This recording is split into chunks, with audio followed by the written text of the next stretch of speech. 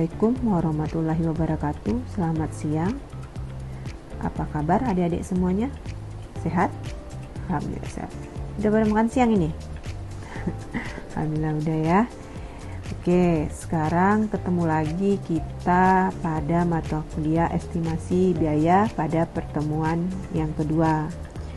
Mata kuliah ini merupakan salah satu mata kuliah yang penting dalam bidang pendidikan teknik bangunan yang nantinya membekali adik-adik dengan kemampuan untuk memperkirakan dan menghitung kebutuhan biaya dalam suatu proyek konstruksi. Jadi Ibu berharap setelah mata kuliah ini selesai, adik-adik sudah bisa atau mampu menghitung estimasi biaya atau rencana anggaran biaya untuk rumah sederhana.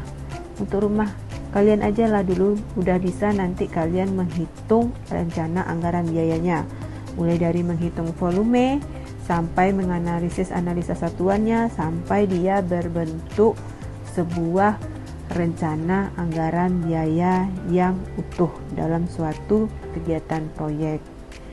Oleh sebab itu diminta kedisiplinannya, keaktifannya dan ketelitiannya dalam proses pembelajaran kali ini, karena kita di sini akan belajar menghitung, belajar untuk membaca gambar supaya adik-adik bisa menghitung volumenya. Oke, paham ya? Oke, baik, kita mulai ya.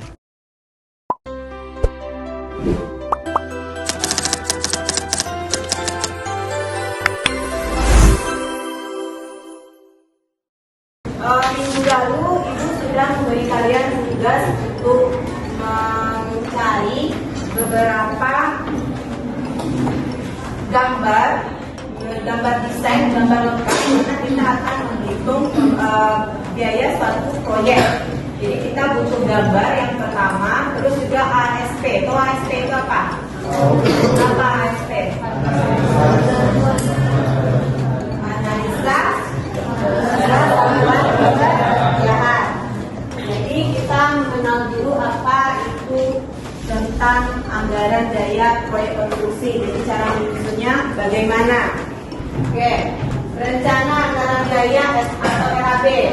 Kita akan mempelajari tentang apa itu rencana anggaran biaya, apa tujuan dan fungsi dari pembuatan RAB itu, terus penyusunan RAB, komponen RAB, tahapan perhitungan biaya dan contoh dari RAB itu. Jadi kita akan mempelajari mulai dari awal apa saja yang harus kita perhatikan dalam membuat RAB, karena RAB ini sangat penting dalam kita merencanakan suatu proyek konstruksi. Tujuannya apa? Kita akan tahu kenapa kita harus belajar tentang rencana anggaran biaya ini. Rencana anggaran biaya menurut beberapa ahli, ini menurut Sugeng-Jo Wirono, itu mengatakan bahwa RAB itu merupakan perkiraan biaya yang diperlukan untuk setiap pekerjaan dalam suatu proyek konstruksi, sehingga akan diperoleh biaya total yang diperlukan untuk menyelesaikan proyek itu. Jadi itu merupakan, kalau dari sini dapat kita tarik kesimpulan bahwa dia merupakan biaya perkiraan. Dari misalnya kita mempunyai lahan 1 hektar, kira-kira untuk membangun sekolah atau bangunan 2 lantai berapa biaya harus kita keluarkan. Karena oleh sebab itu kita harus menghitung yang terlebih dahulu. Jadi itu yang dikatakan dengan rencana anggaran biaya. Terus juga menurut Bahtian Ibrahim, dalam bukunya dia mengatakan bahwa RAB itu adalah perhitungan banyaknya biaya yang diperlukan untuk bahan, upah, serta biaya lain yang berhubungan dengan pelaksanaan bangunan dalam proyek tersebut. Jadi di sini dalam RAB itu kita pasti akan menghitung apa yang pertama yang kita hitung? Volume. Kita hitung dulu volumenya atau BQ-nya. Jadi kita dari volume itu baru kita hitung apa lagi? Harga satuannya per meternya berapa. Makanya kita butuh nanti itu gambar dan juga HSP di daerah tempat tahun terkini. Jadi tahun 2025. Kalian harus mencari HSP Sumatera Utara itu tahun 2025 karena HSP itu dia pasti akan berubah-ubah harganya ya kan. Setelah itu kita akan memperhitungkan apa di situ? Selain bahan, tentu kita memperhitungkan upah pekerja itu. Setelah upah kita hitung, berarti kita juga menghitung apa? Biaya lainnya. Biaya lainnya kira-kira apa? Biaya lain dalam perhitungan RAB. Kalian udah pernah ngelihat RAB nggak? Sudah. Kalau biaya lainnya apa biasanya? Biaya lain dalam perhitungan RAB. Biaya lainnya itu bisa seperti kita masukkan MEP. MEP apa? Nah, mechanical, electrical, plumbing itu termasuk kepada lainnya karena itu semua merupakan pelengkap dari suatu bangunan. Kalau tidak ada MEP, maka bangunan itu tidak akan berdiri dia. Itu ya yang dikatakan dengan RAB itu. Terus RAB itu dia mempunyai alur. Yang pertama ada perkiraan biaya menyeluruh. Berarti intinya di sini ada perkiraan biaya keseluruhan dari bangunan itu. Berupa apa? Ada upah, ada bahan, biaya lainnya, terus biaya tenaga kerja dan juga yang terpenting sekali yaitu K3. K3 ini sangat digalakkan di dalam perusahaan saat ini. Dan sudah ada undang-undang bahwa setiap proyek konstruksi itu harus ada anggaran K3-nya. Anggaran K3 ini untuk apa? Untuk apa anggaran K3 biasanya dibuat? Untuk apa? Keselamatan kerja, ya. Kita beli apa di K3? Anggaran ini apa yang kita buat di K3 ini? APD. Terus apa lagi? APD kan masuk helm, itu APD itu kan. Emang APD itu apa? Satu aja, enggak kan? APD itu alat pelindung diri, banyak kan? Ada helm, ada sarung tangan, ada body harness, ada juga rompi, ada sepatu, ada masker. Jadi itu yang harus disiapkan di K3. Satu lagi itu biaya P3K-nya atau biaya obat-obatan seperti obat luka itu harus disediakan di proyek karena kita nggak tahu kan, misalnya dalam pekerjaan pembersihan kena luka sedikit kan bisa diobati di tempat, makanya kita butuh obat-obatan juga untuk K3. Jadi K3 ini penting ya, apalagi adik-adik nanti akan terjun langsung ke lapangan, jadi harus memperhatikan, apalagi sebagai seorang pengawas. Kalau sebagai seorang pengawas, adik-adik pas turun itu harus memakai APD lengkap. Itulah cara adik-adik nanti memberikan contoh kepada pekerja-pekerja di lapangan bahwa APD itu penting. Setelah itu, inilah alat perencanaan dan pengendalian keuangan dalam setiap tahapan pelaksanaan pembangunan. Jadi semua inilah yang harus dimasukkan ke dalam rencana anggaran biaya tadi. Jangan sampai ketinggalan. Kalau seandainya tinggal satu, nanti kalian yang rugi. Oh, ini lupa memasukkannya. Nggak mungkin kan? Karena kan kita mematok biaya keseluruhan dari suatu bangunan, makanya harus diperhitungkan dengan sebaik mungkin. Terus tujuan pembuatan RAB tadi yang pertama untuk mengetahui harga bagian atau item pekerjaan sebagai pedoman untuk mengeluarkan biaya dalam masa pelaksanaan. Jadi dengan kita adanya RAB, jadi kita tahu berapa harga setiap item pekerjaan itu. Kadang-kadang dia juga meminta di lapangan itu ya, pengalaman ibu, misalnya kita ada membangun suatu sekolah. Di dalam sekolah itu ada UKS, ada ruang kelas, ada ruang administrasi. Satu persatu itu dia diminta per item bangunan itu RAB-nya berapa. Misalnya untuk UKS, berapa biaya yang harus dihabiskan. Makanya kita harus menghitungnya per bagian dan per item pekerjaan atau menu pekerjaan itu. Jadi jangan salah nanti, kalau di dalam template RAB keseluruhan kan semua pekerjaan, tapi kita juga harus tahu untuk bangunan UKS ini kira-kira berapa dana yang kita butuhkan. Misalnya bangunan UKS-nya itu 6 kali 3, berapa 6 kali 3? 18. Per meternya berapa taksiran kita?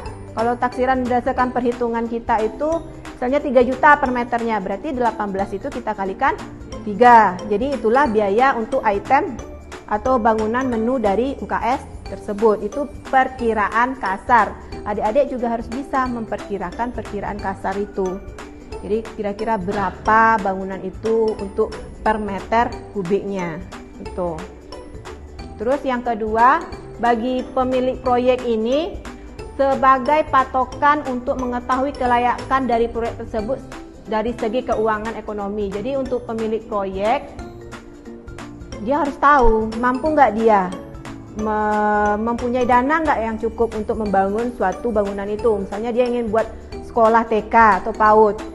Ini kan banyak itemnya, dia punya uang misalnya cuma 500 juta, kira-kira bisa nggak dia membuat sekolah itu menjadi berdiri semuanya lengkap di bangunan itu. Makanya dia butuh seorang estimator supaya mengetahui kelayakan proyek itu dari segi keuangan, bisa nggak dia atau sanggup nggak dia gitu. Makanya dihitung PAD.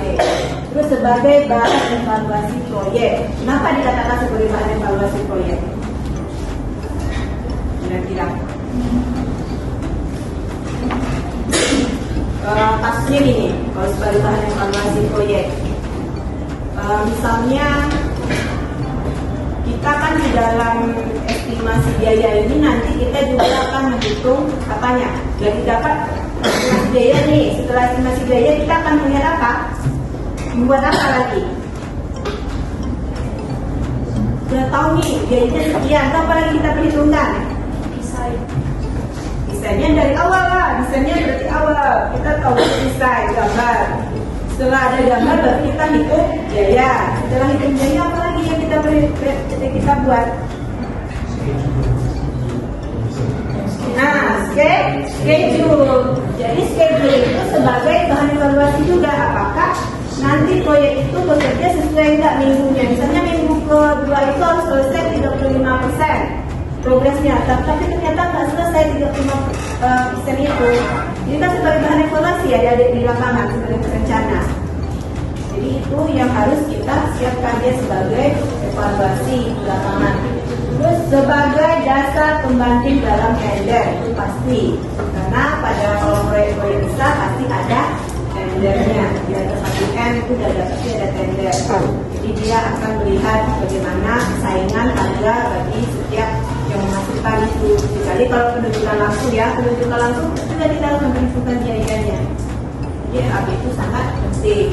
Terus juga ada penentuan besarnya pajak dan asuransi. Ini sangat penting juga ya.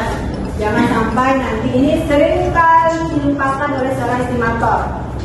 Jadi di lapangan itu pajak dan asuransi pekerjaan itu harus diperhitungkan.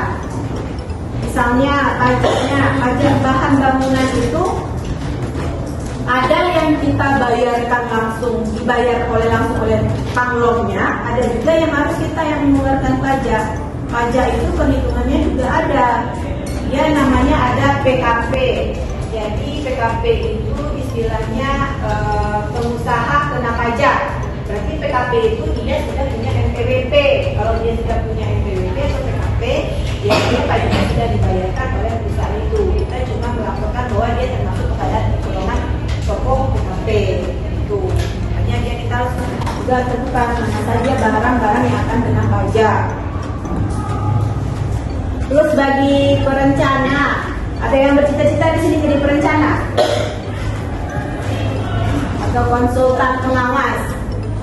Pasti ya, karena lulusannya memang itu dimintakan. Oke, ini kalau sebagai perencana atau konsultan sebagai bahan perencanaan lebih lanjut, terus sebagai pemilihan alternatif proyek atau luasan atau batasan penggunaan tipe dan kualitas bahan itu sebagai perencana. Jadi dia RAB ini juga dia berpatokan kepada kualitas, kepada bahan. Makanya kalian nanti juga ada kalian setelah kalian cari BQ-nya pasti kalian analisis dulu kan menggunakan SNI kalian masukkan. Dari situ baru kalian dapatkan berapa per meternya. Itu tahapan dalam pembuatan RAB.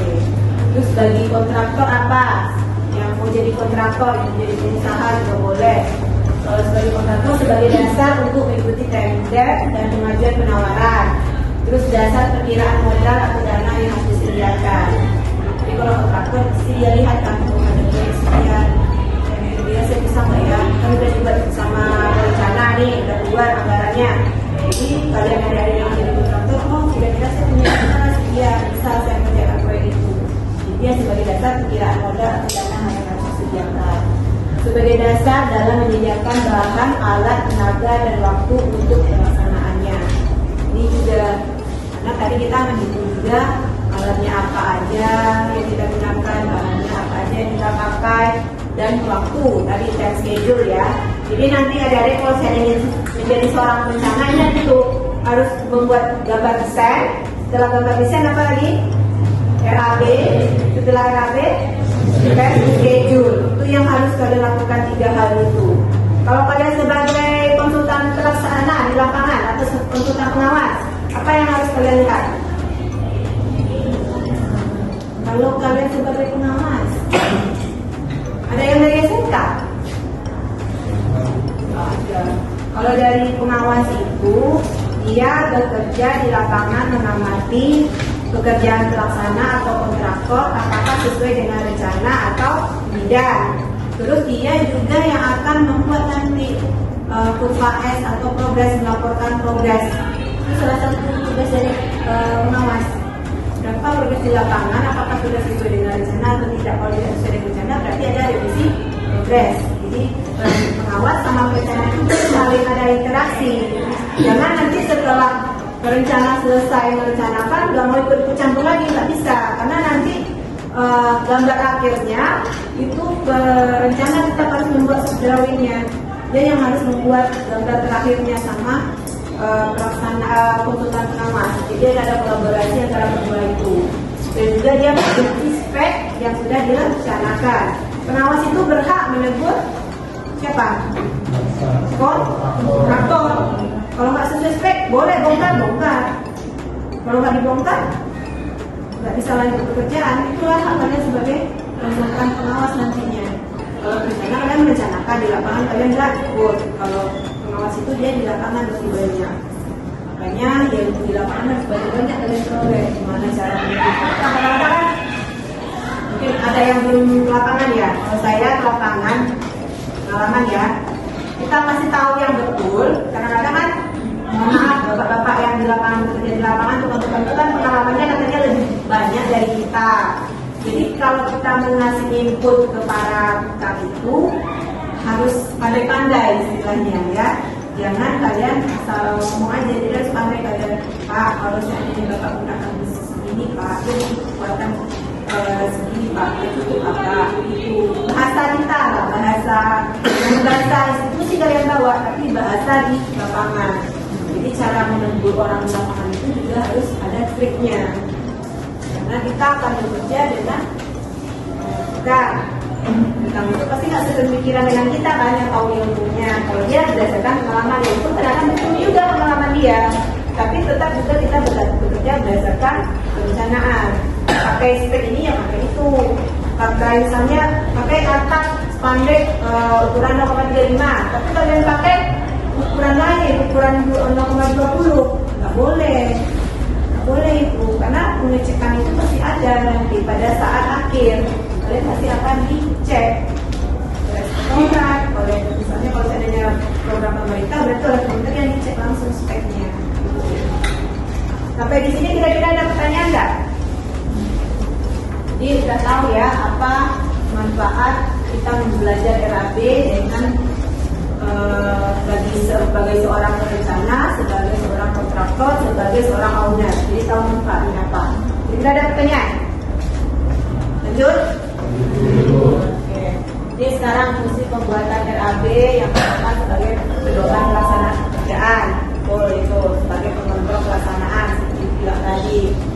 Terus untuk perbandingan secara berkala antara hasil nyata yang telah tercapai dengan target. Nah ini hasil nyata yang tercapai dengan target. Ini tadi namanya ada kontrol. Makanya kita butuh RAB karena kurva S dibuat berdasarkan perhitungan RAB, berdasarkan hitungan keuangannya. Terus untuk menetapkan tujuan khusus operasional usaha di masa yang akan datang. Ini lebih ke implikasinya yang lanjut ya. Terus untuk menetapkan gambaran taksiran biaya usaha. Nah ya, karena kita RAB itu kan kita menghitung biaya taksirannya. Terus untuk menetapkan pengawasan terhadap semua kegiatan usaha. Fungsi dari pembuatan RAB. Ini juga untuk menentukan suatu rencana biaya dalam pengelolaan usaha. Jadi kita juga harus tahu berapa kemampuan kita dalam membuat proyek itu. Kalau sebagai seorang owner, berapa kita sanggup, berapa kita punya dana, dan apa yang mau kita buat. Kita harus tahu implikasinya. Makanya owner itu dia akan istilahnya akan berkomunikasi, membutuhkan seorang perencana. Saya punya uang sekian, saya punya uang 1 M, saya ingin buat sekolah dengan 2 lantai, kita bisa nggak? Tuh, jadi itu juga. Gitu. Kamu kenapa? Duduk. Oke, itu mengadakan koordinasi semua jenis pekerjaan dalam usaha atau bisnis, ya. Jadi mengetahui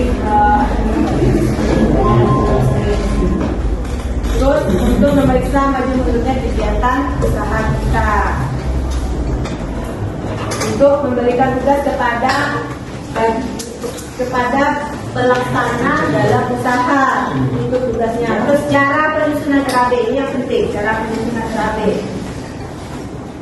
Yang pertama ada namanya anggaran biaya kasar atau taksiran sebagai pedoman yang digunakan harga satuannya tiap meter persegi luas lantai. Namun anggaran biaya kasar dapat juga sebagai pedoman dalam penyusunan RAB yang dihitung secara teliti.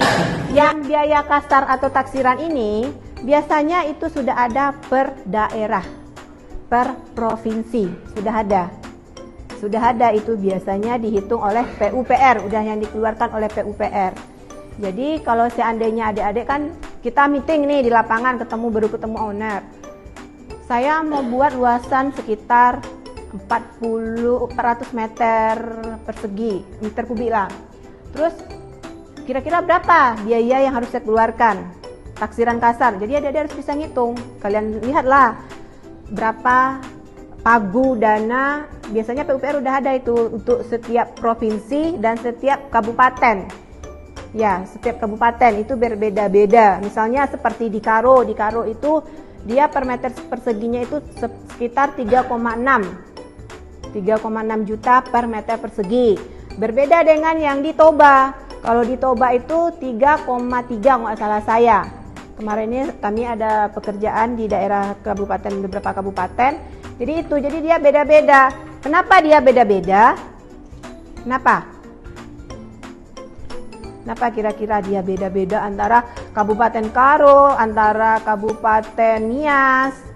Kalau Nias tuh lebih tinggi lagi, bisa 4 juta sekian dia per meter perseginya. Kenapa? Harga barang mahal. Kenapa harga barangnya mahal? Transportasi, akomodasinya ya. Akomodasi dari barang-barang tersebut. Kalau di Medan mungkin lebih murah lagi daripada di kabupaten. Makanya kalau untuk taksiran ini adik-adik misalnya mau meeting nanti adik-adik harus tahu dulu berapa perkiraan per meter di daerah kita. Jadi udah nampak gambaran, oh sekian Pak. Berarti kalau seandainya tadi berapa luasnya Ibu bilang? Dia minta 400 kali lah. Misalnya dia buat di Karo tadi berapa? 3,4 ya. 3,6 kali lah berapa? 400 dikali 3.600. Jadi sekianlah berapa? 400 meter dikali 3.600. Berapa? Berapa Noel? 144 juta. Sekitar 144 juta. Itu baru kasar. Dikatakan biasanya kita kalau menghitung biaya kasar itu nanti kita tambahkan 10%. Berapa? Siapa tahu nanti perubahan aja berubah. Kan sekarang kita meeting awal baru kan? Berarti perkiraan kasar. Jadi kalian harus bisa menghitung perkiraan kasar itu dulu lebih awal. Nanti baru kita hitung lagi perkiraan detailnya, anggaran biaya telitinya, yaitu proyek yang dihitung dengan teliti, dengan cermat sesuai dengan ketentuan dan syarat-syarat penyusunan anggaran biaya. Nah, dan nampak kan cara penyusunan biaya yang pertama. Kita hitung kasar dulu, baru kita hitung dengan teliti gitu. Jadi di lapangan itu kayak gitu. Kadang-kadang kawan kita kan ketemu, Noel, berapa sekarang? Misalnya punya lahan 800 meter Noel, berapa biayanya kira-kira Noel? Jadi sana lagi berapa Noel? Ya, Ibu tinggal di Medan, misalnya di Medan 3,2, jadi kita 200. dikali berapa tadi? 400. Berapa harus butuhkan uang Noel? 126 juta. Itu baru bangunan sederhana, Bu. Belum itu mau 2 tingkat atau 1 lantai. Tuh, ini tuh perbincangannya kita harus tahu. Biaya kasar ini dulu. Lalu setelah itu kita hitung biaya teliti. Kalau biaya teliti kita butuh apa? Kalau biaya teliti kita butuh apa? Gambar lah dulu. Nah, kayak mana? Gambar lah. Kan tadi Ibu bilang gambar, RAB, time schedule. Jadi kita butuh gambar. Kalau gambar kita lakukan survei langsung lapangan. Bagaimana desainnya gitu. Terus komponen RAB itu ada uraian dan pekerjaan volume yang pertama. Jadi di uraian pekerjaan volume ini jenis pekerjaan sesuai gambar spesifikasi. Misalnya pekerjaan tanah, pondasi, beton, dinding, atap. Itu kita hitung dulu volumenya. Terus banyak pekerjaan dihitung berdasarkan gambar kerja. Makanya kalian butuh juga bisa menggambar. Ada yang sudah bisa AutoCAD di sini? Ini satu orangnya nih. Siapa lagi yang bisa AutoCAD? Bisa. 2 orang cuma. Siapa lagi? Oh, sana bisa juga. Siapa lagi? Nyawa gimana? Baru belajar. Kalau kalian ingin berkecimpung di dunia pendidikan, di dunia proyek, kalian harus bisa minimal AutoCAD dan menghitung RAB. Itu ilmu yang harus. Terus ASP dan harga satuan yaitu perhitungan biaya tenaga kerja, bahan, alat, satuan pekerjaan. Nilai rupiah untuk setiap satuan pekerjaan hasil dari ASP. Jadi kita pertama-tama kita masukkan ke analisanya, analisa SNI-nya. Setelah itu baru kita masukkan ASP-nya. Baru dapat nanti biayanya yang akan dibuat di tabel terakhir. Nanti ada contohnya. Terus ada jumlah biaya pekerjaan dan rekapitulasi. Jadi jumlah biaya ini dihitung dari volume dikali dengan harga satuan. Harga satuan inilah yang kalian dapatkan setelah kalian mencari HSP ini. Ya, jadi itu harga satuan. Volumenya, volume. Kemarin Ibu ada ngecek, volumenya yang dimasukkan itu volume yang di BQ. Salah. Bukan volume yang di BQ kalian masukkan, tapi volume yang sudah kalian masukkan ke analisa. Karena analisa SNI, jangan ke volume yang ada di BQ. Jadi itu ya untuk RAB. Terus menjumlahkan seluruh biaya pekerjaan menjadi total biaya proyek. Itu jumlah biaya pekerjaan atau rekapitulasinya. Terus ini tahapannya seperti tadi, kita mulai dari gambar kerja, terus menghitung pekerjaannya, terus menentukan analisis harganya, mengalihkan dengan harga satuan, membuat rekapitulasi biaya total, terus kita masukkan ke dalam format RAB-nya. Kalau format RAB-nya, nih ya, ini misalnya pekerjaan persiapan apa aja, pekerjaan perhitungan RAB. Kita mulai pasti yang dari awal dulu ya, pekerjaan persiapan. Persiapan itu apa? Pembersihan lahan, pagar pengamanan, mobilisasinya. Terus ada lagi pekerjaan sipil. Kalau sipil ini lebih ke struktur. Strukturnya berarti kalian menghitung volume dari pondasi, slope, kolom, dinding, rangka sampai atap. Itu yang kalian hitung. Itu nanti ya, nanti kalian makanya Ibu minta kalian menyiapkan gambar kerja minimal itu 2 lantai. 2 lantai minimal. Terus ada lagi pekerjaan finishing, terdiri dari lantai, dinding, plafon dan penutup atap.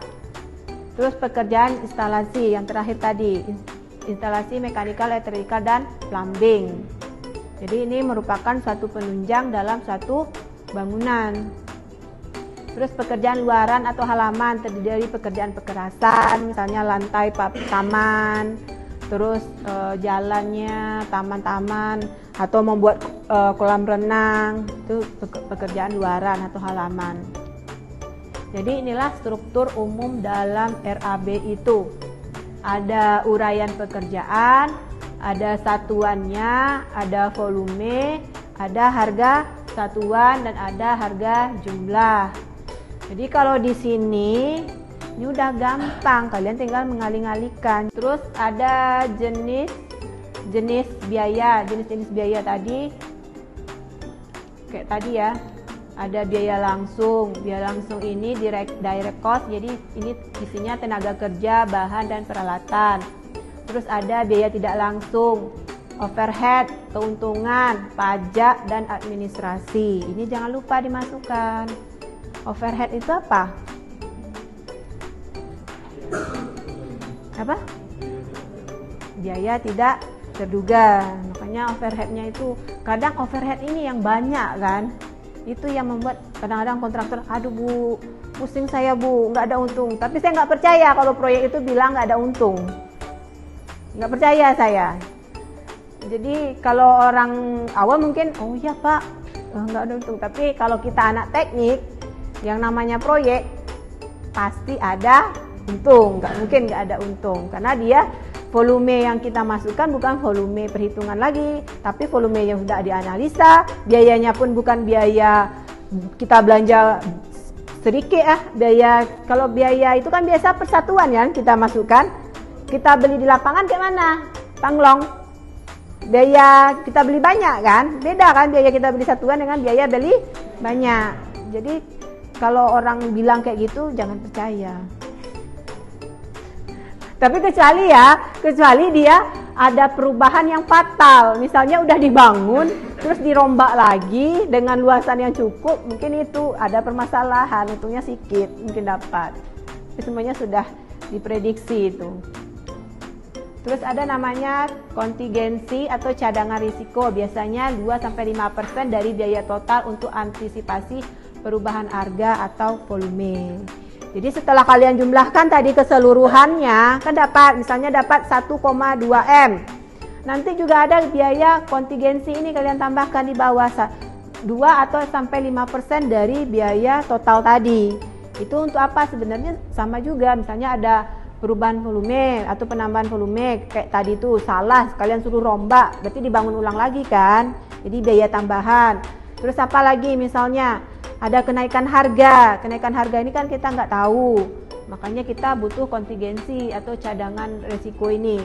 Terus juga sebelum kalian membuat harga, memang ASP itu kan sudah ada, tapi sebaiknya kalian juga lakukan juga survei kemana? Ke Panglong ya, misalnya survei 3 harga atau ke toko-toko bangunan besar. Biasanya itu kalau untuk tender itu dia minta ada laporan atau berita acara survei 3 toko istilahnya. Jadi ada minimal 3 toko yang kalian survei dan kalian lihat perbandingan harganya. Jadi itu biasanya sebagai salah satu berkas untuk tender diminta sama orang yang buat tender. Makanya kalian harus melakukan itu juga. Terus ini lagi standar yang digunakan dalam penyusunan RAB itu ada SNI untuk analisa harga satuan pekerjaan konstruksi, SNI 2835/2008. Terus ada peraturan Menteri PUPR. Terus ada HSPK, harga satuan pokok kegiatan dari pemerintah daerah. Ini yang tadi. Pemerintah daerah setiap provinsi, setiap kabupaten pasti berbeda-beda. Sudah ada tabelnya. Terus misalnya ada kesalahan umum dalam penyusunan RAB. Kira-kira apa kesalahan umumnya?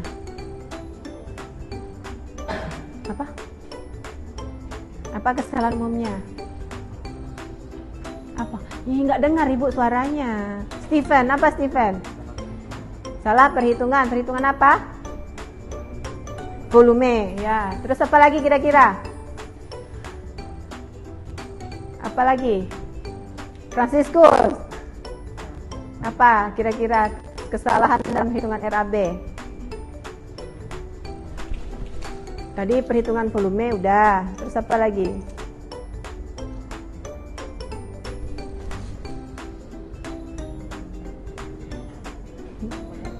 Apa kira-kira? Biasanya orang salah itu apa? Ada item yang tidak dimasukkan, jadi adanya penambahan. Biasanya yang sering lupa itu apa? Kalau saya lihat ya, ada beberapa pengalaman Yang sering lupa itu dimasukkannya itu tadi biaya administrasi pertama, misalnya biaya-biaya akomodasi kalian ngambil uang ke bank, biaya rapat-rapat kayak gitu, administrasi kan. Terus apa lagi? Pajak, kadang-kadang juga lupa menghitung pajak. Terus apa lagi biasanya itu kalau di bangunan apa ya, kalau di bangunan itu biasanya itu misalnya pekerjaan tambahan untuk air. Nah, untuk air, bagaimana menyalurkan air kayak gitu terjadi kesalahan. Tapi kalau di sini kalau dirangkum dari volume pekerjaan tidak sesuai dengan gambar.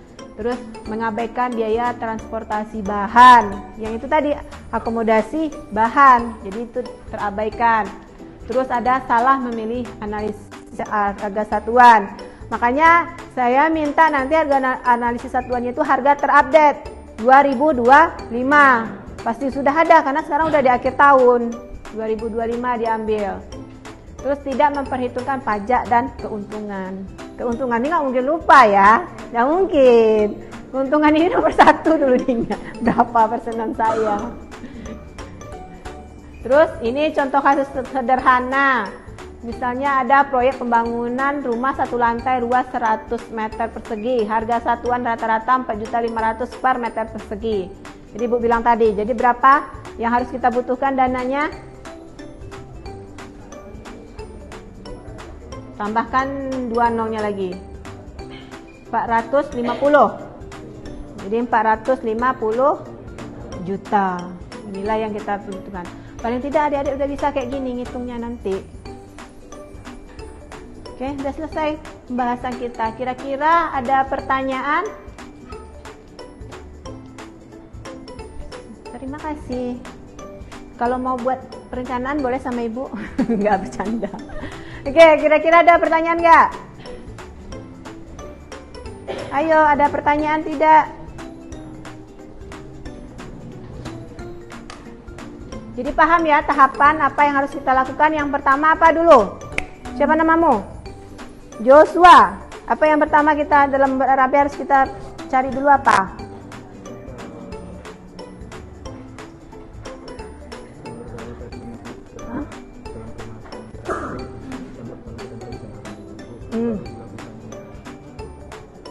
Apa dulu? Nah, hebat. Devina